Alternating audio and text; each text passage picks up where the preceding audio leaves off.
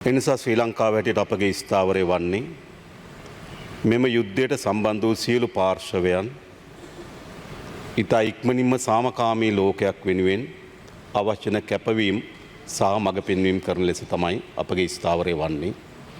මොකද මේ අපේ ලෝකයේ ආර්ථිකයටත් ජන ජීවිතයේ පැවැත්මටත් විශාල තරජනයක් සහ බලපෑමක් ඇති විය හැකි තත්ත්වයක්. මේ මැද පෙරද කලාපයේ ඇති වී තිබෙන මේ යුදමේ තත්ත්වයේ හේතු කොටගෙන ප්‍රධාන ලෙස ශනිකව අපිට බලපාන ශේත්‍ර කීපයක් තිබෙනවා.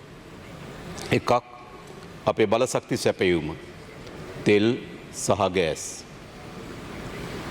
දෙක අපේ රටේ විදේශගත ශ්‍රී ලාංකිකයන් විශාල ප්‍රමාණයක් ජීවත් වෙනවා. ඔවුන් පිළිබඳ මතුවෙන ගැටලුව.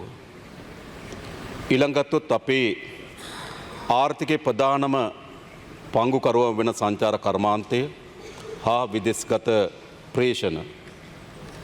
ඒ අපේ ආර්ථිකය ඉතා විශාල පංගුවක්. ඒ සඳහා කරන බලපෑම. ඒ වගේම නාවික කර්මාන්තයට අපේ රටේ ආර්ථිකයේ විශාල පංගුවක්.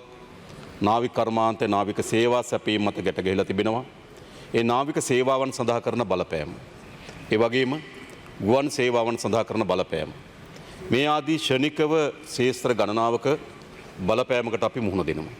රජයක් හැටියට අපිට දිගු කාලීනව මෙම අර්බුදයන්ගේ විසඳීම සඳහා තියෙන මාවත කුමක්ද කියන කරුණ වගේම කෙටි කාලීනව ජනතාව මෙම අර්බුදයට පත් නොවි රටක් හැටියට මෙම අර්බුදය ගිලෙන්නේ නැතුව එයින් සමනය කරගන්නේ කොහොමද කියලා වැඩසටහනක් අපිට අවශ්‍යයි.